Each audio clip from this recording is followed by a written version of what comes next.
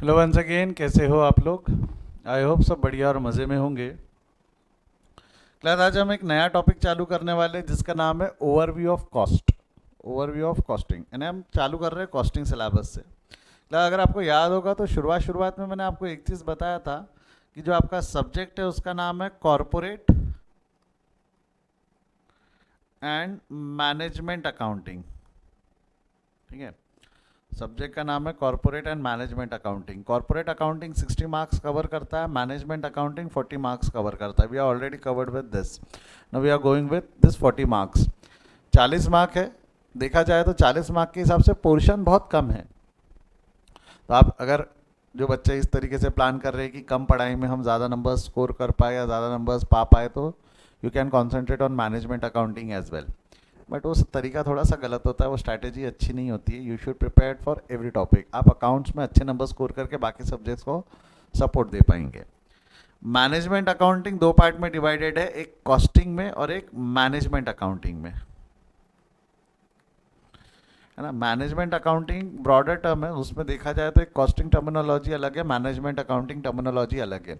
हम सबसे पहले कॉस्टिंग से शुरू करेंगे। We are going to learn costing. इसके कुछ टॉपिक्स है, उसके ऊपर में कंट्रोल कमांड लाएंगे। वो एक बार हमारे पास आते गया तो फिर हम मैनेजमेंट अकाउंटिंग की तरफ बढ़ेंगे। मैनेजमेंट अकाउंटिंग के हार्डली 2 या 3 चैप्टर आपको है, एक थेरी है, 2 प्रैक्टिकल है। कॉस्टिंग के अंदर में 2 थेरी चैप्टर्स है, 2 प्रैक्टिकल चैप्टर्स है। इस तरीके से हम इसके अंदर में पढ़ने वाले हैं। शैल आई स्टार्ट? Let's see. सबसे पहला जो चैप्टर हमारा आज जो हम देखने वाले हैं कॉस्टिंग का, that is over view of cost. इसमें ना मेजरली बहुत सारी डेफिनेशंस दी रखी है आपको, अलग अलग प्रकार की डेफिनेशंस है, उसके मीनिंग्स वगैरह दिए हुए। कॉस्ट का मतलब क्या है, कॉस्ट आप पहली बार पढ़ रहे हो, कॉस्टिंग चैप्टर आप ये पढ़ पहली बार रहे हो, ठीक है। तो I'll going to ask you some questions. जितना आपको पता है या जितना आप समझ पाते हो या आप जितना ज्ञान रखते हो उतने आंसर्स देना। हम उसको सही करते जाएंगे और आगे बढ़ते जाएंगे, ठीक है। Let's start with very first question. What do you mean by cost? Can you help me with that? What do you mean by cost? Cost मतलब क्या? Yes, come on, help me with that. What do you mean by cost? Oh जी बोलो. What do you mean by cost? Value of anything. Okay, एक जवाब मुझको मिला है, value of anything. Okay, और बोलो।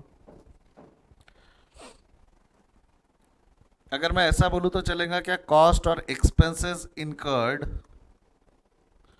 टू प्रोड्यूस एनी गुड्स और providing services.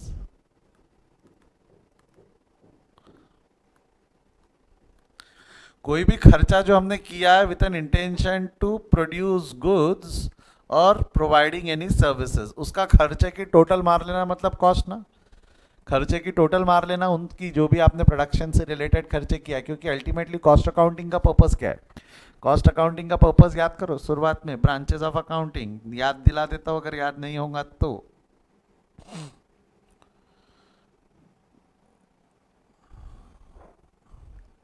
Branches of accounting cost accounting के 2 पर्पज है, to ascertain the cost of production और operation and to calculate the budgets and apply control. ये 2 purpose हमने इस chapter में, इस सब्जेक्ट के अंदर में पढ़ना है। तो पहला है प्रोडक्शन का कॉस्ट और ऑपरेशन का कॉस्ट। ऑपरेशन मतलब सर्विसेज का कॉस्ट, तो वही है। तो कॉस्ट का मतलब क्या होता है? Cost is any expenses incurred या any cost incurred to produce any goods और services, to produce any goods और services. Then what do you mean by costing, जो हमारे सब्जेक्ट का नाम है? कॉस्टिंग मतलब क्या होता है? Costing, costing, can anyone help me with that? Costing मतलब?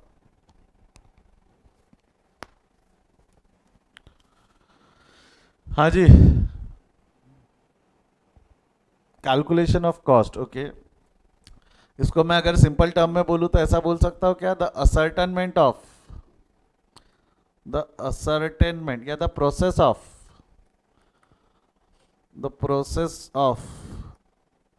Ascertainment of cost. कॉस्ट निकालने की प्रोसेस को हम क्या बोलेंगे? कॉस्टिंग। मैं कैलकुलेट कर रहा हूँ, मैं कैलकुलेशन कर रहा हूँ, वो कॉस्टिंग हो गई। मैं कैलकुलेशन कर रहा हूँ, वो क्या हो गई? हमारी कॉस्टिंग। आप कॉस्टिंग या कॉस्ट अकाउंटेंसी भी बोल सकते हो। तो हमारा सब्जेक्ट का नाम है costing. We are going to do the calculation of that cost. We are going to do the calculation of that cost. समझा है? बॉडी के अंदर गया है तो थम्स अप दो. समझा है? बॉडी के अंदर गया है तो थम्स अप दो फटाफट. कॉस्ट और कॉस्ट अकाउंटिंग का फर्क समझा? कॉस्ट मतलब द कॉस्ट ऑफ प्रोडक्ट और सर्विसेज, और उसको निकालने के तरीके को कॉस्टिंग बोला जाता है. उसको असर्टेन करने के तरीके, अलग अलग तरीके हम इस चैप्टर में पढ़ेंगे, यानी इस सब्जेक्ट के अंदर में पढ़ेंगे. Now let's brings us to the next example. चलो मैं एग्जांपल से समझाता हूँ. मैं एक एग्जांपल से समझाता हूँ. Please try to get it into you. समझने की कोशिश करना. ये कार है.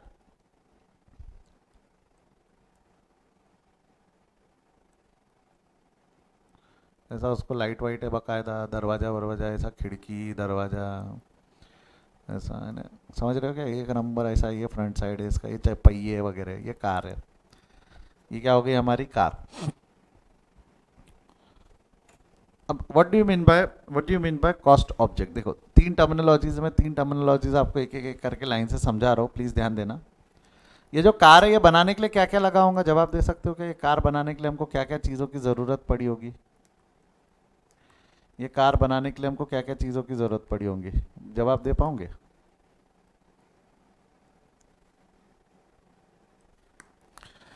कार काय काय चीज़ों से बना होगा? सर टायर्स लगे होंगे. टायर्स, हाँ ठीक है, मैं लिख रहा हूँ यहाँ पे टायर्स. हाँ इंजन, इंजन. हाँ और क्या लगा होगा? ठीक है बूडू. Metal iron. Okay metal iron. हाँ और पेट्रोल स्पेयर्स. वायर बोलूँ क्या? Wire, glass. और मीटर. मीटर मतलब वो छोटे मोटे स्पेयर्स बोल देता हूँ मैं उसको. चलो और नट बोल्ट, स्टेयरिंग, मिरर. हाँ mirror, nut bolt, steering, nut bolt. हाँ नट बोल्ट, स्टेयरिंग. हाँ और बोलो, और बोलो. प्लास्टिक. अरे बाप रे बाप, एकदम एकदम एकदम जमीन पे ही लेटते जा रहे अब धीरे धीरे. हाँ और क्या लगा होगा? और क्या लगा होगा आपको? सिलेंडर. अच्छा, आपको नहीं लगता ये बनाने के लिए आपको लेबर भी लगी होंगी? ये बनाने के लिए आपको लेबर भी लगी होंगी, जिसने इसके ऊपर में काम किया होगा. यस और नो? जिसने, हाँ लाइट, हेडलाइट वगैरह, हेडलाइट टेल लाइट, ये बनाने के लिए लेबर भी तो. हाँ लेबर लेबर. आपको नहीं लगता ये बनाने के लिए मशीन के खर्चे भी लगे होंगे? अरे जो मशीन ने असेंबल किया होगा वो लगा होगा. साथ साथ में वो प्रीमाइसेस का रेंट लगा होगा जहाँ पे ये बनाई गई है. इलेक्ट्रिसिटी लगी होंगी. ये भी तो खर्चे लगे होंगे ना इसमें. ये भी तो खर्चे लगे होंगे. सोच के देख मैं क्या बोल रहा हूँ. सोच के देख मैं क्या बोल रहा हूँ. तो यस, वेयर हाउस का रेंट, रिसर्च एंड डेवलपमेंट, बहुत सारी चीज़ें लगी होंगी इसमें. तो हम सीमित नहीं रह सकते कि भाई टायर, इंजन इंजन तक लगाऊंगा. अच्छा अच्छा एक मिनट. हाँ यहाँ तक समझा? यहाँ तक बॉडी के अंदर गया? यहाँ तक बॉडी के अंदर गया? बोल हाँ या ना. पक्का श्योर? अब मेरे को एक चीज़ बता, टायर कितने लगे होंगे? कितने टायर लगे होंगे? कितनी क्वांटिटी लगती है एक गाड़ी को? कितने पहिए लगते हैं? 5 लगते हैं एक्चुअली. 4 नहीं लगते, 5 लगते हैं. जितने लोग 4 जवाब दे रहे हैं बेटा, थोड़ा दिमाग का ढक्कन खोलो. गाड़ी 5 चक्कों पे चलती है. इंजन, अरे एक स्टेप नहीं रहती ना डिक्की में? कैसा? हाँ अब ध्यान. इंजन कितना लगाऊंगा? इंजन कितना लगाऊंगा? एक. इंजन कितना लगाऊंगा? एक. मेटल लगाऊंगा कुछ केजीज में लगाऊंगा, एक्स केजी. आयरन भी कुछ एक्स केजी में लगाऊंगा, है ना. किलो में निकाल सकते हैं हम, किलोग्राम में निकाल सकते हैं. वायर लगाऊंगा कुछ मीटर्स में. ग्लास व्लास लगे होंगे. 6 ग्लास लगते गाड़ी को, ठीक है. एक आगे एक पीछे और 4 खिड़की पे. स्पेयर पार्ट्स लगे होंगे, एक्स क्वांटिटी में लगे होंगे. मिरर लगे होंगे. दो लगते, 3 लगते, 3 लगते. 3 मिरर लगते गाड़ी में, ठीक है. और अगर आपका थोड़ा सा हाई एंड गाड़ी है तो 4 लगते. कहाँ कहाँ रहता मिरर? 2 बाजू में. एक ड्राइवर के ऊपर और एक शॉटगन के ऊपर ना. शॉटगन के ऊपर रहता है एक. ओ फ्लैप नीचे करो तो उसमें भी एक छोटा मिरर लगा रहता है. जो भी है जो भी है. नट बोल्ट एक्स क्वांटिटी में लगे होंगे. स्टेयरिंग एक लगा होगा. प्लास्टिक कुछ केजीज में लगा होगा. लाइट जो है, लाइट कितने? 2 आगे 2 पीछे, 4 लाइट समझ लो, 4 या 6 जैसा भी, डिपेंडिंग अपॉन गाड़ी का मॉडल. लेबर आर्स के हिसाब से लगे रहेंगे. मशीनरी जो है इसकी कॉस्ट अलोकेट हुई होंगी, रेंट एरिया के हिसाब से लगा होगा. इलेक्ट्रिसिटी यूनिट्स के हिसाब से लगी होंगी. बराबर है? हाँ या ना? यस और नो? मैं क्या पूछ रहा हूँ अब? मैं आपसे क्या पूछ रहा हूँ अब? कुछ टर्मिनोलॉजीज आपको सीखना है. इसमें कुछ टर्मिनोलॉजीज आपको समझना है. ध्यान से सुनना मैं क्या बोल रहा हूँ. क्या ये पढ़ोगे ना, ये टर्मिनोलॉजी खुद से पढ़ोगे ना, समझ में नहीं आती. अब एग्जाम्पल से बहुत जल्दी समझ में आती.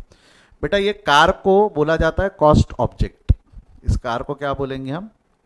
Cost object. कॉस्ट ऑब्जेक्ट मतलब the object of which the cost has to be ascertained. हमको ये कार की कॉस्ट निकालनी है, हमको ये कार की कॉस्ट निकाली कितने की पड़ी, हमको कार की कॉस्ट निकालने की कितने की पड़ी।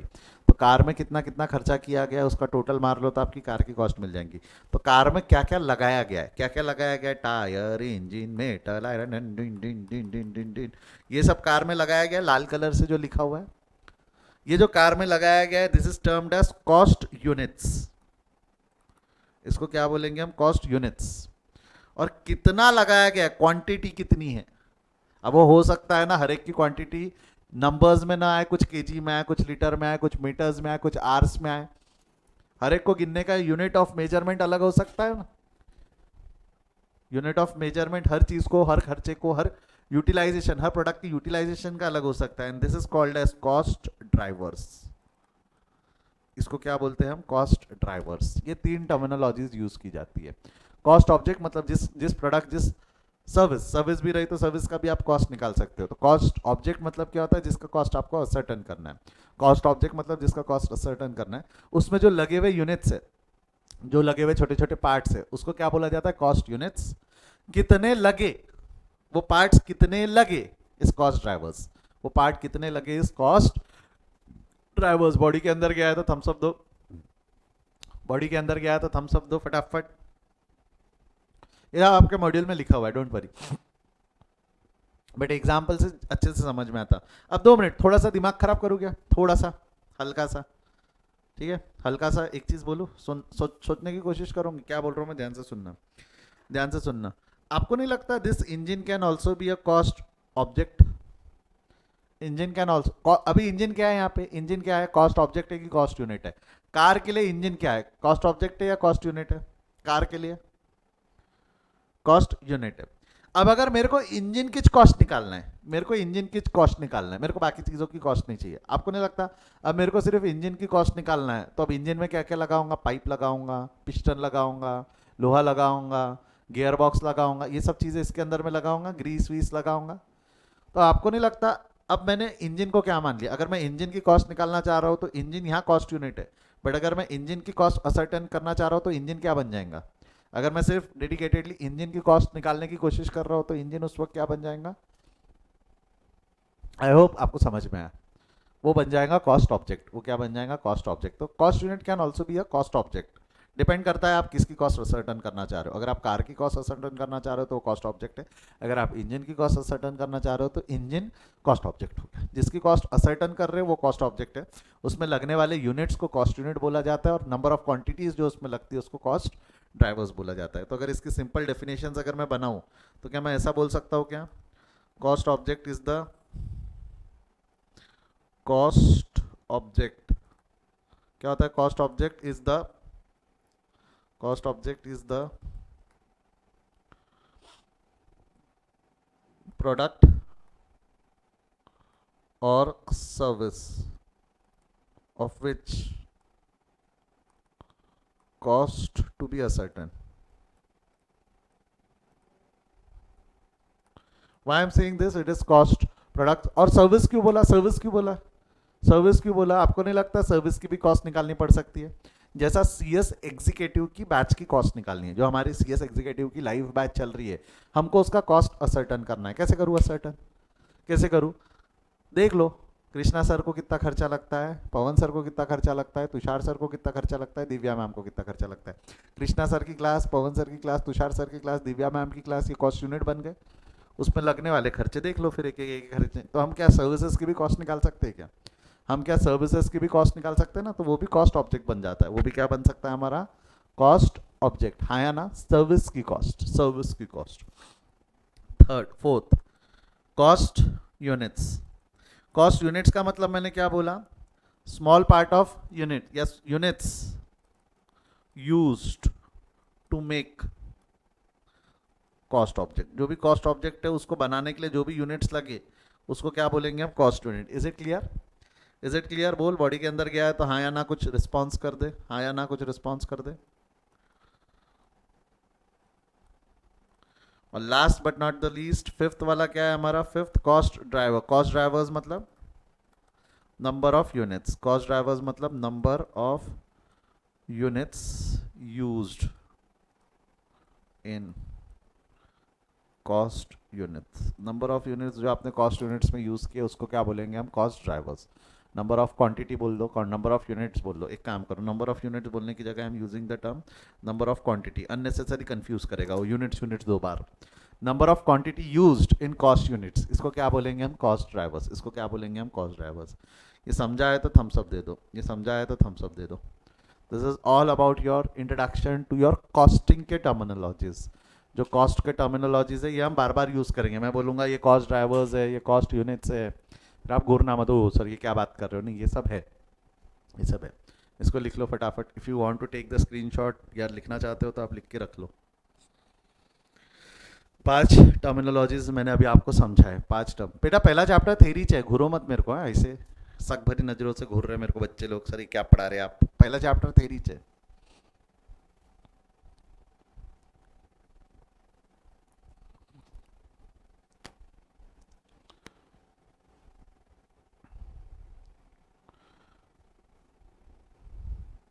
बढ़ो आगे। देखा जाए तो एवरी सब्जेक्ट, प्रैक्टिकल सब्जेक्ट का भी पहला चैप्टर थेरी होता है। प्रैक्टिकल सब्जेक्ट का भी पहला चैप्टर, अरे समझाना तो पड़ेगा, पढ़ना क्या है, नहीं तो समझ में नहीं। चालू कर, ये प्रॉब्लम है, इसको सॉल्व करते, क्या करते, कैसे करते, वो समझ में तो आना चाहिए, नहीं तो रटने वाली हरकत चालू कर देते बच्चे लोग। क्या है, ये टर्मिनोलॉजी समझने में आई ना तो फिर आगे पढ़ने में और मज़ा आता, जब हम इसको भी वर्ड्स वापर वापर के जब मैं चीज़ें समझाऊंगा। ठीक है, चलो नेक्स्ट अगला पॉइंट जो है हमारा, टाइप्स ऑफ कॉस्ट। अलग अलग प्रकार के तरीके से हम कॉस्ट को क्लासिफाई कर सकते हैं, टाइप्स ऑफ कॉस्ट। अगला मेन टॉपिक है टाइप्स ऑफ कॉस्ट। ठीक है, इसके अंदर में पहला पहला क्या बोलेंगे, on the basis of nature and element. बेटा ध्यान से सुनना, एक एक करके सुनते जाना, लेते जाना, अंदर कोई डाउट हो तो मेरे से पूछना, feel free to ask any doubt. ठीक है, बट पहले मेरे को समझा लेने दो। टाइप्स ऑफ कॉस्ट इसमें अलग अलग है। पहला है on the basis of nature. On the basis of nature, nature के बेसिस पे 3 कॉस्ट है। कौन सी 3 कॉस्ट है। अगर मेरे को खर्चे को क्लासीफाई करना है, sir sorry I have to leave this session because I am a student of CSET, ओहो तो आप गलती से यहाँ आ गए, कोई बात नहीं, आपका क्लास 2:30 है, CSET 2:30। ठीक है बेटा जा। तो नेचर और एलिमेंट्स की बात कर रहा हूँ, नेचर एंड एलिमेंट्स की बात कर रहा हूँ, तो इसके अंदर में क्या हो जाएगा, तेरे 3 कॉस्ट है, material, labour and expenses. Please note it down, मैंने यहाँ पे ओवरहेड्स नहीं लिखे, मैंने क्या लिख रखे हैं, एक्सपेंसेस। 3 चीजें लगती ना कोई भी प्रोडक्ट बनाने के लिए, या तो उसको मटेरियल लगेगा, लेबर लगेंगी और कुछ खर्चे लगेंगे।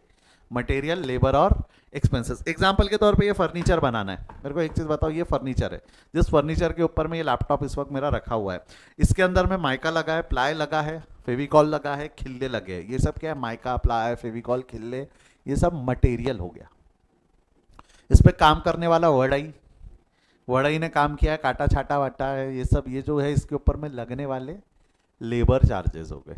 एक्सपेंसेस के क्या क्या हो सकते हैं, एक्सपेंसेस कैरेज लगाऊंगा, वो दुकान से यहाँ तक लाने के लिए, माल लाने के लिए कुछ कैरेज का खर्चा हमको पे करना पड़ाऊंगा। हो सकता है वो जो प्रीमाइसेस में इसको बनाया गया वहाँ का रेंट, इलेक्ट्रिसिटी, ये सब इसके अंदर के लगे हुए खर्चे। तो इन सबको जोड़ लिया तो क्या इसको मेरे को फर्नीचर की कॉस्ट निकल सकती है, इन सब की मेरी फर्नीचर की कॉस्ट निकल जाएंगी कि ये फर्नीचर कितने का बना। तो this is classification on the basis of nature या element, material, labor and expenses, material, labor and expenses, and this material, labor and expenses can be classified into 2 categories।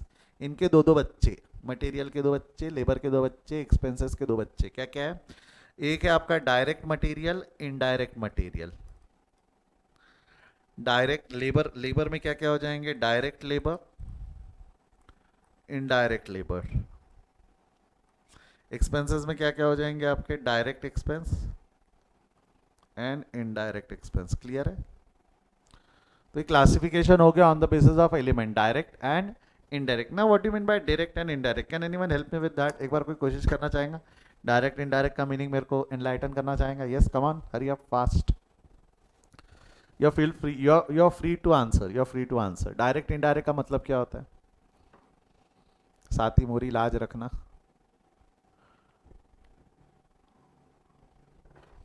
Direct material, indirect material, direct labour, indirect labor, direct expense, indirect expense. Anyone?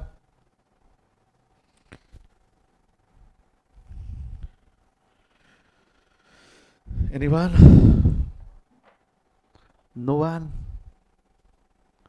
Direct use क्या है? Direct उस चीज में लगा है जो direct attributed कर सकते हैं, जो डायरेक्ट यानी जो डायरेक्ट बिजनेस से रिलेटेड होते हैं। क्लास जो मेजरली आप डेफिनेशन दे रहे हो कि which are attributed to business, which are directly related to business, या जो डायरेक्ट उस धंधे में वापरा गया है वो सारे डायरेक्ट है। ये सारी डेफिनेशन आप फाइनेंशियल अकाउंटिंग के हिसाब से बता रहे हो। फाइनेंशियल अकाउंटिंग में आपने बचपन में trading and P and L पढ़ रखा होगा। ट्रेडिंग अकाउंट में डायरेक्ट आइटम जाते हैं, पी एंड एल अकाउंट में इनडायरेक्ट आइटम जाते हैं, याद है ना? ट्रेडिंग अकाउंट में जाने वाले आइटम डायरेक्ट है, पी एंड एल अकाउंट में जाने वाले इनडायरेक्ट है, बट वो direct and indirect that is as per the definition of financial accounting. मैंने यहाँ पे पहली बात तो यहाँ डायरेक्ट, यहाँ क्या लिखा है? Direct material, direct labour, direct expenses. This is not what we have learn in financial accounting. फर्क है, और कंफ्यूजन यहीं से शुरू होता है, क्योंकि वहाँ के डायरेक्ट की डेफिनेशन अलग है, यहाँ के डायरेक्ट की डेफिनेशन अलग है। सुन बेटा, आसानी से अगर इसकी डेफिनेशन समझनी है तो डायरेक्ट आइटम मतलब क्या होता है? Which are traceable, which are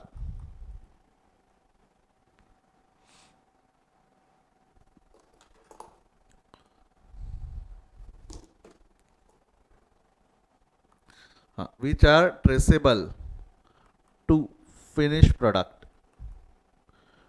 finished product or services, which are traceable to finished product or services। Example के तौर पे अगर मैं ये फर्नीचर की बात करूँ, सब अपने अपने घर के सामने जो फर्नीचर, जो टेबल है उस पर नज़र डालिए, उस पर एक बार नज़र डालिए, आपको इजीली समझ में आएगा which are traceable to finish product मतलब क्या।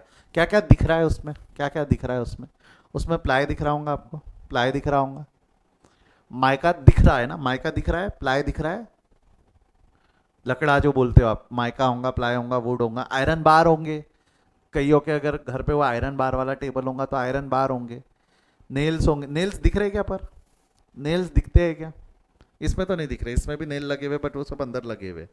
इसमें लगे हुए नेल्स दिखते हैं क्या? नहीं। विच आर ट्रेसेबल, क्या बोल रहा हूँ मैं? विच आर ट्रेसेबल, वो डायरेक्ट हो गए। तो प्लाई, माइका, ये जो ट्रेसेबल है, आयरन बार, ये सब जो ट्रेसेबल है ये डायरेक्ट हो गए। बट उसमें लगा हुआ खिल्ले, नेल्स, उसमें लगा हुआ फेविकॉल, फेविकॉल दिख रहा है क्या? फेविकॉल आप देख पा रहे हो क्या? ट्रेस कर पा रहे? हाँ लगा है, ग्लू जो बोलते हैं आप, ग्लू, वो लगा हुआ है, बट क्या हम ट्रेस कर पा रहे हैं क्या? तो वो इनडायरेक्ट हो गए। वो क्या हो गया? इनडायरेक्ट। गया क्या? बॉडी के अंदर गया क्या? डायरेक्ट मतलब विच इज ट्रेसेबल, डायरेक्ट मतलब जो दिख के आ रहा है, डायरेक्ट मतलब जो दिख के आ रहा है उसको क्या बोलेंगे हम? डायरेक्ट। इनडायरेक्ट मतलब which are not traceable, indirect मतलब which are not traceable. Clear है क्या? जैसा लेबर की अगर बात करेंगे, लेबर क्या क्या लगी होंगी? देखो दो प्रकार की लेबर लगी होंगी, एक वड़ई जिसने काटा, एक वड़ई जिसने बैठ के काटा, और लेबर हमाल भी तो लगी है ना, जिसने माल उठा के लाया, ले गया, इधर उधर किया, उसको भी तो हमने वेजेस दिए होंगे, उस लेबर को भी वेजेस दिए होंगे हमने, वड़ाई को भी वेजेस पे किए होंगे। मेरे को बताओ, वड़ाई के खर्चे डायरेक्ट है या इनडायरेक्ट है? वड़ाई ने काट के जो स्ट्रक्चर दिया वो दिख के आ रहा है या नहीं आ रहा है? वड़ाई ने जो काट के स्ट्रक्चर दिया ये दिख के आ रहा है या नहीं आ रहा है? तो वड़ाई का खर्चा डायरेक्ट हो गया। बट जो लेबर जिसने इसको अपलोडिंग अनलोडिंग किया है उनका खर्चा, जो लेबर जिसने इसको लोडिंग एंड अनलोडिंग किया उसका खर्चा, वो दिख के नहीं आ रहा, वो दिख के नहीं आ रहा। स्ट्रक्चर दिख के आ रहा है इसलिए वड़ाई का खर्चा डायरेक्ट है, बट उसने अपलोडिंग अनलोडिंग वो दिख के नहीं आ रहा है, वो इनडायरेक्ट हो गया। जैसा एग्जाम्पल के तौर पे रेंट, इलेक्ट्रिसिटी, ये जो कैरेज, इवन ट्रांसपोर्ट का खर्चा, एक्सपेंसेस, कौन से खर्चे होंगे? डायरेक्ट या इनडायरेक्ट? रेंट, इलेक्ट्रिसिटी, ये सारे खर्चे इनडायरेक्ट है ना, क्योंकि दिख क्या रहे कि इसमें बिल चिपका हुआ है क्या, कि जिस प्रीमाइसेस में बना था उस प्रीमाइसेस का रेंट कितना दिया, वो दिख क्या नहीं आता। बट जो डिजाइनर से हमने डिजाइन बनवा कर ली, उसकी उसकी सर्विसेज, उसकी फीस दी होंगी ना। हमने डिजाइन कहीं से मार्केट से खरीदी है कि ऐसे डिजाइन का टेबल बनना चाहिए, तो डिजाइनर को या आर्किटेक्ट को हमने उसके पैसे दिए होंगे ना उसकी सर्विसेज के लिए। तो डिजाइन कॉस्ट क्या होंगी? डिजाइन कॉस्ट क्या होंगी? डायरेक्ट या इनडायरेक्ट? क्या लागे? वो डिजाइन कॉस्ट क्या होंगी? डायरेक्ट या इनडायरेक्ट? सोच समझ के जवाब देना। Don't you think that design cost वो दिख के आ रही है, फाइनल स्ट्रक्चर में वो डिजाइन दिख के आ रही है, तो वो डायरेक्ट है। फर्क समझा के डायरेक्ट इनडायरेक्ट के अंदर में? Which are traceable to the final products are direct, which are traceable to the final products are direct, and which are not traceable. ये तो प्रोडक्ट के बारे में हुआ सर, ये प्रोडक्ट के बारे में हुआ। जरा सर्विसेज के बारे में समझा के दिखाओ तो, डायरेक्ट इनडायरेक्ट। जैसा अभी हम हमारी क्लास की बात करते, अगर अभी हम हमारी क्लास की बात करते, आराम से सोचना, मैं लेबर हूँ, मैं लेबर हूँ, हाँ या ना? बीएमएल, बीएमएल, अरे कॉस्टिंग की डेफिनेशन से अपन लेबर है, एम्प्लॉय एम्प्लॉय नहीं समझता, सब लेबर है। फिर चाहे वो एम्प्लॉय रहे, ओनर रहे, सब लेबर की कॉस्ट में आते। वो कॉस्टिंग डिफ्रेंशिएट नहीं करता। अगर तू फिजिकल वर्क कर रहा है तो लेबर है, मटेरियल है तो तू मटेरियल है, एक्सपेंसेस है, उसके अलावा बाकी सब एक्सपेंस है बोलता है वो, उसके अलावा बाकी सब क्या एक्सपेंस, तो मैं लेबर हूँ, कॉस्टिंग के हिसाब से मैं लेबर हूँ। बीएमएल पेज मी, जो हमारा एकेडमी हो मेरे को पैसा पे करता है, एकेडमी मेरे को पैसा पे करता है, बोल हाँ या ना, बराबर है। अच्छा, एकेडमी हमारे ऑफिस में काम करने वाले विशाल को भी पैसा पे करता है। Do you know Vishal, the guy who works, जिस आपको फोन आता होगा, आपको टेक्निकल इश्यूज है वगैरह वगैरह, जो है विशाल, दैट गाय।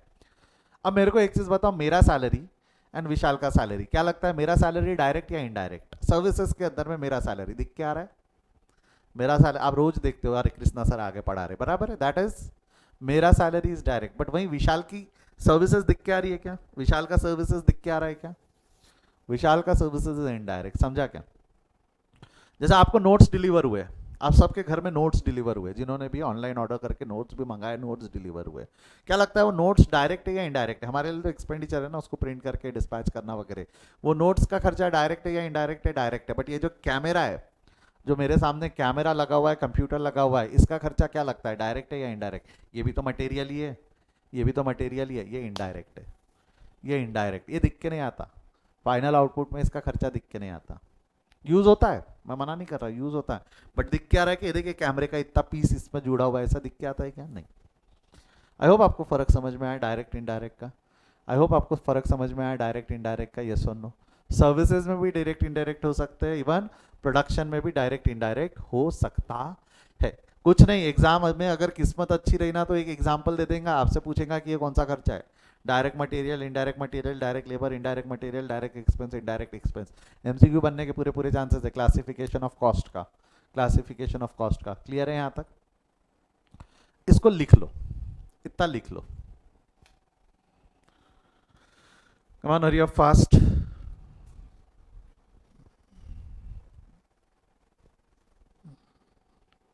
स्क्रीनशॉट ले लो, लाइव वाले स्क्रीनशॉट ले लो, रिकॉर्डेड वाले पॉज करके लिख लो। आप चाहो तो नीचे इनडायरेक्ट की डेफिनेशन भी लिख सकते हो। इनडायरेक्ट की मतलब which are not traceable to finish product और सर्विसेज। हो गया।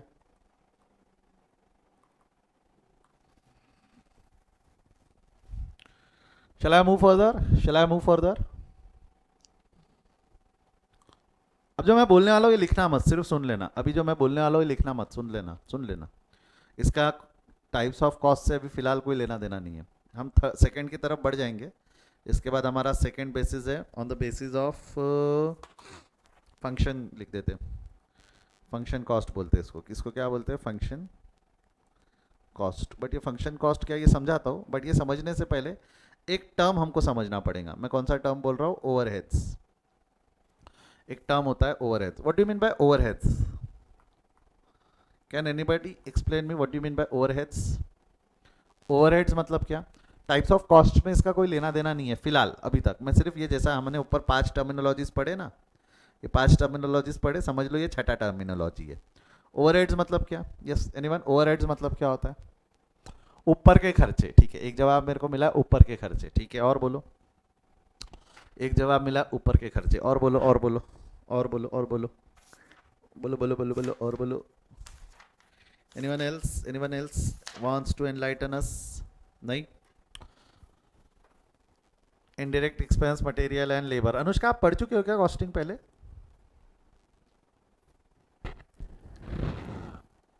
इसलिए चलो कोई बात नहीं, कोई बात नहीं, कोई बात नहीं, चलो आ जाओ, ध्यान दो।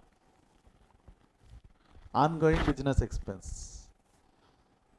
मैं आपको बताऊँ क्या, आपको बताऊँ क्या, जितने भी इनडायरेक्ट एक्सपेंसेस रहते हैं, मतलब ये जो है, ये indirect material, indirect labour, indirect expenses, इसको ओवरहेड्स बोलते हैं। इन सबको मिला के जो टर्मिनोलॉजी है उसको क्या बोला जाता है? ओवरहेड्स। मतलब आप सिंपल भाषा में बोल सकते हो, ओवरहेड्स मतलब indirect material labour and expenses, जितने भी indirect material labour and expenses रहते हैं उसको ओवरहेड्स बोलते हैं। इसको ओवरहेड्स क्यों बोलते हैं समझो, आसानी से समझाता हूँ, एकदम पट से बॉडी के अंदर जाएगा, ठीक है, पट से बॉडी के अंदर जाएगा। जैसा एक बार तुषार सर ने मिलकर तुषार सर ने बोला कि चलो अपन सबके बैच का खर्चा निकालते हैं, सबको कितना खर्चा लगता है वो निकालते हैं। तो मेरे को बताओ, जैसा ग्रुप 2 की बात करते हैं, लेट्स टॉक अबाउट ग्रुप 2, ठीक है। ग्रुप 2 के अंदर में आपके सब्जेक्ट बोलो क्या क्या है, ग्रुप 2 के अंदर बोलो सब्जेक्ट क्या क्या है फटाफट। एक तो हो गया CMA, दूसरा FM SM, हाँ, तीसरा EBCL, हाँ, चौथा शेबी, security exchange market of India करके वह बोलते सब सेबी है वर्ड, एक्चुअली वो सब्जेक्ट का नाम security exchange market of India है ना, ऐसा ही है ना। और कोई है क्या, यही 4 सब्जेक्ट है, यही 4 सब्जेक्ट है। SLCM क्या है, SLCM, अच्छा वो सिक्योरिटी एंड लॉ वही है ना, सेबी जिसको आप बोलते हो, सेबी, ठीक है, सिक्योरिटी लॉ बोलते हैं, कई लोग उसको सेबी बोलते हैं, कई लोग उसको सिक्योरिटी लॉ बोलते हैं, एक्चुअल नाम सिक्योरिटी लॉ है, ठीक है। एक्चुअल नाम इस नहीं बोलोगे सर, कोई सब्जेक्ट का नाम नहीं माना है, मैं मजे भी ले चुका उसमें मैं, कई बच्चों के सब्जेक्ट का नाम क्या है बोलते सेबी, जाके पढ़ क्या नाम है, सिक्योरिटी लॉ करके कुछ नाम है। चल अब ध्यान दे, अपने को निकालना है CMA का खर्चा, that is corporate and management accounting का खर्चा, कृष्णा सर का खर्चा निकालना है कि कितना खर्चा इनको लगा। मेरे बताओ, अगर CMA का खर्चा निकालना है, ये सब्जेक्ट कौन पढ़ाता, ये सब्जेक्ट पढ़ाते कृष्णा सर, ये पढ़ाते दिव्या मैम। EBCL कौन पढ़ाता बेटा, EBCL पवन गहूकर, और सेबी तुषार पहाड़े, ठीक है। चलो अब ध्यान दो, अपने को कृष्णा सर का खर्चा निकालना है। अगर कृष्णा सर का खर्चा निकालना है तो सबसे पहले डायरेक्ट मटेरियल, वो जो नोट्स है आप लोगों को मिले से 1000 रुपये के नोट्स है, डिलीवरी वगैरह मिला के direct material, direct labour, Krishna sir का खर्चा, कृष्णा सर का खर्चा मान लो एक बैच का से 10,000 रुपये का एक बैच का खर्चा है एग्जाम्पल के तौर पे। अब साथ साथ में अब हमारा ऑर्गेनाइजेशन रन करने के लिए भी तो खर्चे लगे होंगे ना, ऑर्गेनाइजेशन रन करने के लिए खर्चे लगे होंगे, क्या क्या खर्चे लगे होंगे ऑर्गेनाइजेशन रन करने के लिए। ये ऑर्गेनाइजेशन रन करने के लिए वी हैव इनकर्ड रेंट, जो हमारा ऑफिस है, ऑफिस का 60,000 रुपये महीने का खर्चा हम भरते हैं, 60,000 रुपये महीने का खर्चा हम ऑफिस का भरते हैं। इलेक्ट्रिसिटी आता है हमारे ऑफिस का, स्टूडियो का से 1,40,000 रुपये का इलेक्ट्रिसिटी बिल आता है। यहाँ पे जो स्टाफ काम कर रहा है उसको हम सैलरी पे कर रहे हैं 80,000 रुपये की। ऐसे कुछ अलग अलग खर्चे हमने और करके रखे हुए। मार्केटिंग करते हैं, जैसा marketing, advertisement, internet handling charges वगैरह, मार्केटिंग के लिए पे कर दिया 1,20,000, इंटरनेट वगैरह का ये सब कनेक्शन हमने पे किया। सब मिला मिलू के जो खर्चा हुआ, कितना हुआ ये खर्चा, 2,00,000 रुपये का। तो ये क्या पूरा का पूरा 2,00,000 रुपये हमने कृष्णा सर के खर्चे पे चार्ज कर देना चाहिए क्या? ये 2,00,000 रुपये का खर्चा पूरा का पूरा एक फैकल्टी का खर्चा है क्या? ये पूरा का पूरा खर्चा एक सब्जेक्ट को लेके खर्चा है कि ये चारों का मिला के है? देख, डायरेक्ट मटेरियल, डायरेक्ट लेबर जो कृष्णा सर से रिलेटेड है वो तो कृष्णा सर का खर्चा है। डायरेक्ट मटेरियल जो कृष्णा सर के नोट्स का खर्चा है वो कृष्णा सर का खर्चा है। जो लेबर फीस जो कृष्णा सर को दिए गए पैसे वो तो उनके सब्जेक्ट के रिलेटेड है। बट बचा हुआ रेंट, इलेक्ट्रिसिटी, सैलरी, मार्केटिंग, ये क्या पूरा पूरा मुझसे वसूल लेना ज़्यादा सही है क्या? ये ना इंसाफी मैं सहन नहीं करूंगा। ये मेरा अकेले का खर्चा नहीं है, ये खर्चा has to be allocated on Krishna sir, है ना, कृष्णा सर पे भी अलोकेट होना चाहिए, दिव्या मैम, ठीक है, साथ साथ में पवन सर और तुषार सर। आपको नहीं लगता ये खर्चा इन चारों के भी ऊपर अलोकेट होना चाहिए?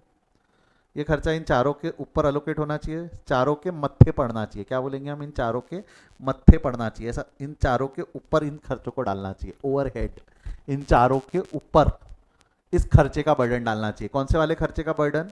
जो डायरेक्ट है या जो इनडायरेक्ट है? कौन से वाले खर्चे का बर्डन बेटा? जो डायरेक्ट है या इनडायरेक्ट है? जितने भी इनडायरेक्ट खर्चे हैं, इनडायरेक्ट खर्चे with respect to material, with respect to labour, with respect to expenses, ये खर्चे सभी के मत्थे चढ़ने चाहिए, ये सभी के मत्थे चढ़ने चाहिए। इसलिए इस टॉपिक का नाम, इस सब्जेक्ट, इस वर्ड का नाम ओवरहेड्स है। इस वर्ड का नाम क्या है? ओवरहेड्स। ये गया बॉडी के अंदर। Why it is called as overheads, ये समझ में आया? Why it is called as overhead. तो is there any difference between overheads and expenses? Is there any difference between overheads and expenses? ये ओवरहेड्स और एक्सपेंसेस, ये दोनों टर्मिनोलॉजी सेम है कि अलग अलग है? दोनों टर्मिनोलॉजी सेम नहीं है, अलग अलग है। बच्चे ना धीरे धीरे इसको मिक्स कर देते, बच्चे धीरे धीरे मिक्स कर देते, क्योंकि क्या बोलते हैं बच्चे, क्या बोलते हैं, सर डायरेक्ट एक्सपेंसेस बहुत कम है। अरे कम है बट है तो सही ना। डायरेक्ट एक्सपेंसेस बहुत कम होते हैं सर, नहीं देखने मिलते हमको डायरेक्ट एक्सपेंस। अरे वो बताया ना कि एग्जांपल, डिजाइनर को दी हुई फीस, डिजाइन के दिए हुए पैसे, वो तो डायरेक्ट है ना, वो तो डायरेक्ट है ना, कम है बट है तो सही। बेटा माइक पलक, पलक के नाम से कौन बैठा है, ये कोई पलक नहीं दिख रहा है ये, क्योंकि ये कोई और ही है। हम्म। तो मेरे को एक चीज बताओ, मेरे को एक चीज बताओ, आपको समझ में आया, समझ में आया बॉडी के अंदर गया कि expenses is a different term and overhead is a different term. Expenses मतलब जो भी खर्चे other than material and labour, expenses मतलब other than material and labour. And what do you mean by overheads? Overheads मतलब all indirect material, labour and expenses. तो दोनों में फर्क है। एक्सपेंसेस और ओवरहेड्स को इंटरचेंजेबली यूज नहीं करना, एक्सपेंसेस एंड ओवरहेड्स को इंटरचेंजेबली यूज नहीं करना। ये समझाए तो थम्स अप दे दो, ये समझाए तो थम्स अप दे दो फटाफट, ठीक है। बड़े आगे, यहाँ से बड़े आगे, ये लिखना नहीं है, ये याद रखना, याद रहेगा, याद रहेगा, ये एग्जांपल याद रहेगा कि लिखना की चिपता है। ओवरहेड्स का मतलब समझा क्या? All indirect material, labour and expense. इतना डेफिनेशन लिख के रखना है तो लिख के रख लो। ओवरहेड्स मतलब होता है indirect material, labour and expenses, material, labour and expenses, ठीक है। बढ़ो आगे। सर ये क्यों पढ़ाया आपने? सर ये पढ़ाया क्यों, क्यों क्यों पढ़ाया क्यों सर आपने? ये बताता हूँ ना, बट पहले समझा क्या। इतना बॉडी के अंदर गया, बढ़ो आगे। चल, ये हो गया हमने जो अभी क्लासिफिकेशन किया, ये हमने क्या किया, on the basis of nature and element, on the basis of nature and element, material, labour and expenses. आपके बुक में बड़े बड़े पैराग्राफ दिए हुए इसके, बड़े बड़े पैराग्राफ, अपन ने छोटे में समझाए आसानी से। फंक्शंस, नहीं, types of cost on the basis of function, जिसको फंक्शन कॉस्ट भी बोला जाता है। Types of cost on the basis of function, जिसको फंक्शन कॉस्ट भी बोला जाता है। अब ध्यान से सुन, ध्यान से सुन, फंक्शन कॉस्ट क्या करता है, फंक्शन कॉस्ट कैसे क्लासिफाई करता है। इसके लिए हम एक बेसिक कॉस्ट शीट बनाएंगे। क्या बनाएंगे? Basic cost sheet, cost sheet बनाएंगे बेसिकली। ये भी अगेन इसी चैप्टर में पढ़ना है हमको, ध्यान से सुनो। देखो सबसे पहले क्या करना, सिंपल कुछ नहीं, ये बोलता है डायरेक्ट मटेरियल, ऊपर ले ले, direct material, direct labour, direct overheads. Direct overheads नहीं, क्या बोलेंगे उसको, डायरेक्ट एक्सपेंसेस। ये सबको पहले ले ले, इनकी जो टोटल रहेंगी, इनकी टोटल जो रहेंगी, it will be termed as prime cost. इसकी टोटल को क्या बोलेंगे हम, प्राइम कॉस्ट, ठीक है। अब मेरे को एक चीज बताओ, कोई भी प्रोडक्ट के ऊपर लगने वाला खर्चा सिर्फ मटेरियल, लेबर, एक्सपेंस तक के, डायरेक्ट तक के ही है कि इनडायरेक्ट खर्चे भी लगते हैं? सिर्फ डायरेक्ट खर्चे लगते हैं कि इस पे इनडायरेक्ट खर्चे भी लगते हैं? जवाब दे। क्या सिर्फ डायरेक्ट खर्चे लग, इन बुल भी लगते हैं, इनडायरेक्ट भी लगते हैं, इसके ऊपर में इनडायरेक्ट खर्चे भी लगते हैं, बराबर है, बराबर है। अब जैसा एग्जांपल के तौर पे ये हमारी फैक्ट्री है, ठीक है, यहाँ पे बढ़िया काम वाम चल रहा है, यहाँ पे डायरेक्ट मटेरियल लगेंगे तेरे। फैक्ट्री में क्या क्या लगेगा, जवाब दे। ये जो फैक्ट्री है तेरी, फैक्ट्री में क्या क्या खर्चा लगेगा तेरा, डायरेक्ट मटेरियल, लेबर, एक्सपेंसेस, बराबर है, डायरेक्ट मटेरियल, लेबर, एक्सपेंसेस। अब आपको नहीं लगता फैक्ट्री के अंदर में इनडायरेक्ट फैक्ट्री एक्सपेंसेस भी लगेंगे? अगर तेरे को कॉस्ट निकालना है तो इनडायरेक्ट फैक्ट्री एक्सपेंसेस भी लगेंगे उस प्रोडक्ट का कॉस्ट जानने के लिए। हाँ या ना? फैक्ट्री में ही है तू, फैक्ट्री के बाहर निकला क्या? अभी तक तू फैक्ट्री में ही है, फैक्ट्री के बाहर निकला क्या? नहीं ना? तो फैक्ट्री के जो, अरे जैसा मशीन का डिप्रिसिएशन, फैक्ट्री का रेंट, फैक्ट्री का इलेक्ट्रिसिटी, ये सारे इनडायरेक्ट खर्चे है ना, ये सारे इनडायरेक्ट खर्चे रिलेटेड टू फैक्ट्री। इसको बोला जाता है वर्क्स या factory overheads. Why I am using the term overhead, ये समझा क्या? Why I am using the term overheads, ये समझा क्या? जैसे मैंने ओवरहेड बोला, वहां पर इनडायरेक्ट मटेरियल भी आ गया, इनडायरेक्ट लेबर भी आ गया, और इनडायरेक्ट एक्सपेंसेस भी आ गया। रिलेटेड टू फैक्ट्री आप ऐड कर दोगे, इसको जैसे ही आप ऐड करोगे इससे आपको मिलेगा फैक्ट्री या वर्क कॉस्ट, फैक्ट्री या वर्क्स कॉस्ट, ठीक है। पहला हमने देखा प्राइम कॉस्ट, फिर हमने देखा फैक्ट्री और वर्क कॉस्ट। ये हम पढ़ रहे हैं on the basis of functions, on the basis of functions, on the basis of functions. Clear है यहां तक? क्लियर है यहां तक? बोल हाँ या ना, यस और नो, यस और नो, पक्का। अब माल फैक्ट्री से निकल के ऑफिस जाएगा, ऑफिस या शोरूम, माल फैक्ट्री से निकल के ऑफिस या शोरूम जाएगा, बोल हाँ या ना। ये सुनो, यहाँ पे अकाउंटेंट होगा, एक अकाउंटेंट होगा, सेल्समैन होगा, सेल्समैन थोड़ा सा बाद में, अकाउंटेंट होगा, इसका रेंट होगा, यानी देख अकाउंटेंट होगा, इसका यहाँ पे सैलरी होंगी अलग अलग लोगों की, उसके बाद में रेंट होगा, इलेक्ट्रिसिटी, इलेक्ट्रिसिटी होगा, स्टॉक मेंटेन करने के लिए खर्चे लगते होंगे। तो ये जितने भी खर्चे, आपको नहीं लगता ये हमारे को धंधा चलाने के लिए खर्चे लग रहे हैं? This is termed as office and admin expense. क्या बोलते हैं? ऑफिस एंड एडमिन एक्सपेंस बोलना सही है कि ओवरहेड्स बोलना पड़ेगा? क्योंकि एक्सपेंस बोला तो मटेरियल लेबर छोड़ देगा ना। कॉस्टिंग में एक्सपेंस से बड़ा टर्म ओवरहेड है। एक्सपेंस में हर कोई नहीं आता, मटेरियल अलग है, लेबर अलग है। तो क्या बोलूं, ऑफिस एंड एडमिन एक्सपेंस बोलूं कि ऑफिस एंड एडमिन ओवरहेड्स बोलूं? Office and admin overheads. ये अगर आप जोड़ दोगे, ये अगर आप जोड़ दोगे तो इससे आपको थर्ड पॉइंट मिल जाएगा। आपका थर्ड फंक्शन कॉस्ट है, जिसका नाम है आपका cost of production. Cost of production, production से रिलेटेड जितने भी खर्चे हैं वो आ गए आपके। आई होप यहाँ तक समझा आपको कॉस्ट ऑफ प्रोडक्शन। अब सिर्फ माल प्रोड्यूस करके रख देंगे हम, सिर्फ माल प्रोड्यूस करके रख देंगे कि बेचेंगे भी? सिर्फ माल प्रोड्यूस नहीं करेंगे ना, बेचेंगे भी ना। इसके बाद ये जो रहता है मार्केटिंग वालों का काम आ जाता। मार्केटिंग वालों का चीज़ें पिक्चर में आती। They will do advertisement, they will pay salary, they will do other expenses and वो, उसको मैं क्या बोल सकता हूँ? Selling and distribution expense. Expense नहीं, again selling and distribution overheads. इसकी टोटल लोगे तो आपको चौथा मिल जाएगा, that is cost of sale. आपको क्या मिल जाएगा? Cost of sale. तो ये हो गए हमारे 4 cost on the basis of functions. क्या क्या है 4 कॉस्ट? बोल फटाफट बोल। 4 कॉस्ट क्या है? फटाफट बोल। पहला क्या है?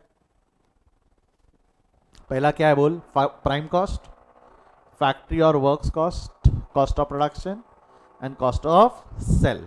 कॉस्ट ऑफ प्रोडक्शन में जो भी माल आपने प्रोड्यूस किया उसमें selling and distribution expense overheads add कर दोगे तो आपको कॉस्ट ऑफ सेल आएगा। अब जो अगली चीज़ मैं बोल रहा हूँ ध्यान से सुन लेना, वो एक्चुअली फंक्शन कॉस्ट नहीं है। अगला चीज़ मैं बोल रहा हूँ बट कॉस्ट शीट का पार्ट है। कॉस्ट ऑफ सेल में अगर मैं आखिर में चल के कॉस्ट ऑफ सेल के अंदर में मैं लास्ट में अगर प्रॉफिट जोड़ दूंगा तो आपको नहीं लगता कि मेरे को सेलिंग प्राइस मिल जाएगा? लास्ट में अगर मैं प्रॉफिट जोड़ दूंगा तो मेरे को सेलिंग प्राइस पता चल जाएगा, हाँ या ना? This is the purpose of preparing the cost sheet. हमारा कॉस्ट शीट बनाने के पीछे का इंटेंशन ही रहता है to know the selling price. पढ़ेंगे कॉस्ट शीट, दिखा दूंगा मैं आपको कैसी बनती है, बट ये बेसिक कॉस्ट शीट है, इसमें सारी इन्फॉर्मेशन आ गई है। अब इसमें एक डिटेल आप लिख दोगे खर्चों के तो कॉस्ट शीट बन जाएंगी। क्या बन? डिटेल्ड कॉस्ट शीट बन जाएंगी। अभी मैंने बेसिक कॉस्ट शीट बताया। तो प्राइम कॉस्ट के बाद फैक्ट्री एंड वर्क्स कॉस्ट, फिर cost of production, cost of sale में प्रॉफिट जोड़ दूंगा। तो can I determine selling price? Can I determine selling price with the help of cost sheet? With the help of cost sheet can I determine selling price? बोल हाँ या ना, बोल फटाफट बोल हाँ या ना, यस और नो। जमता क्या? बॉडी के अंदर गया? अब तक हमने जितना पढ़ा है ये सब बॉडी के अंदर गया है क्या? कोई डाउट, कोई दिक्कत, कोई परेशानी है तो पूछ ले। कोई डाउट, कोई दिक्कत, कोई परेशानी है तो फटाफट पूछ ले, नहीं तो मैं आगे बढ़ना चाहूंगा। बढ़ो आगे। देख हमने क्या क्या पढ़ा, मैं एक बार रिपीट करवा दे रहा हूँ। सबसे पहले हमने देखा what do you mean by cost. Cost मतलब क्या होता है? Any cost incurred for production of goods और सर्विसेज, गुड्स और providing services. Costing is the process of ascertainment of that cost.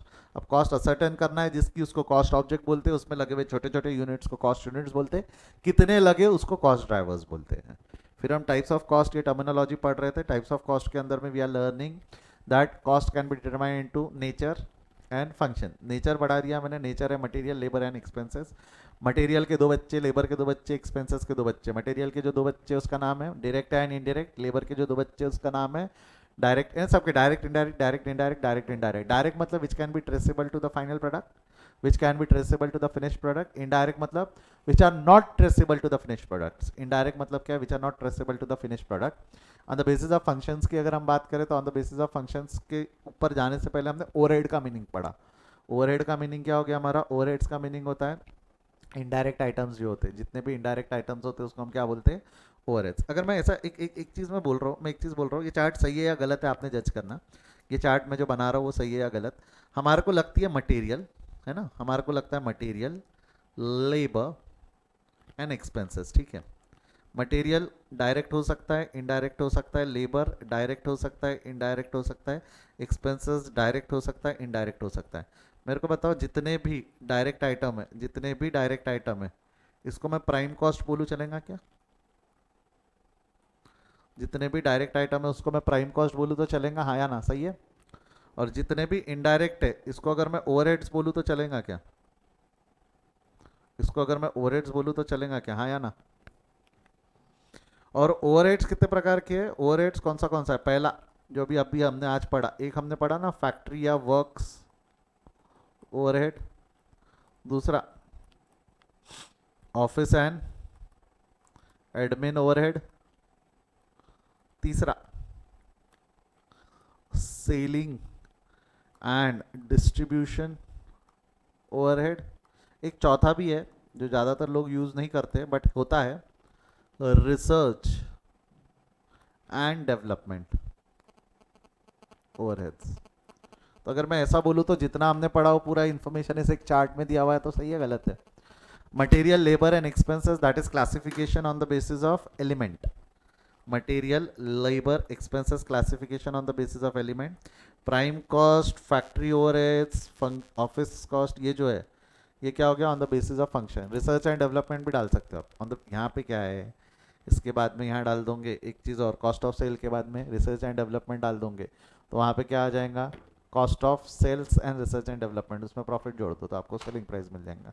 But वो मेजरली कॉस्ट शीट में डलता नहीं है। रिसर्च एंड डेवलपमेंट की कॉस्ट अलग रखो बोलते कॉस्ट शीट, कई ऑथर्स का बोलना है अलग रखो, कई ऑथर्स का बोलना है उसमें डाल दो।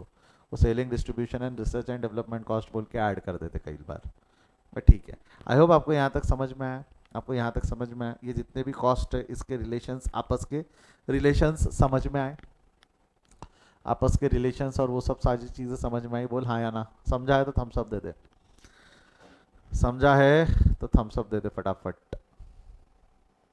ठीक है। एक बार अगर आप चाहो तो ये चार्ट बनाना चाहो तो बना लो, वैसे मेरे नोट्स में बना हुआ है ये चार्ट, बट अगर आप चाहो तो कॉपी में बनाकर रखना चाहते हो तो एक छोटा सा चार्ट बनाकर रख लो।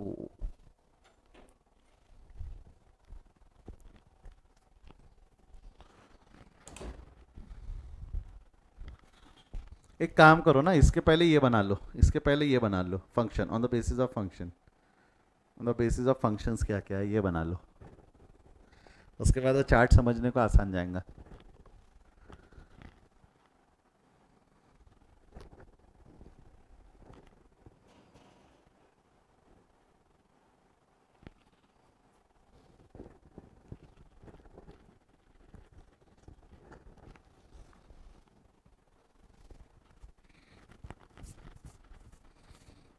हो गया है?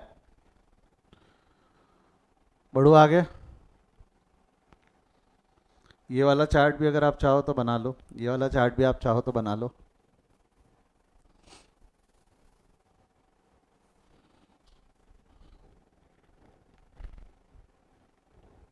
हो गया है?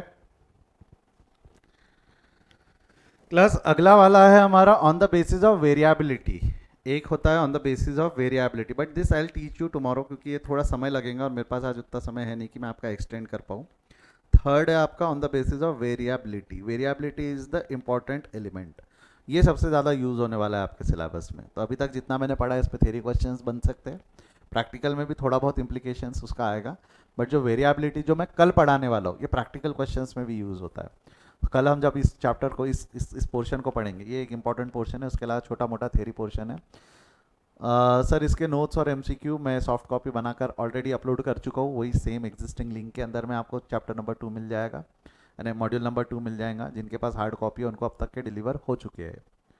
और कोई दिक्कत?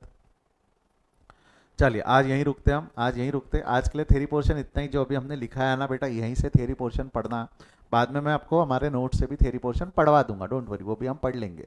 बट अभी के लिए कोई दिक्कत है? अभी यहाँ तक कोई दिक्कत, कोई परेशानी? तो आज यहीं रुकते हैं, कल हमारा ये चैप्टर ऑलमोस्ट ख़त्म हो जाएगा, कल हम ये चैप्टर ख़त्म कर देंगे। तो कल का क्लास इंपॉर्टेंट है, डोंट मिस इट। तब तक के लिए bye bye, see you, take care, कल मिलते हैं, बाय बेटा बाय।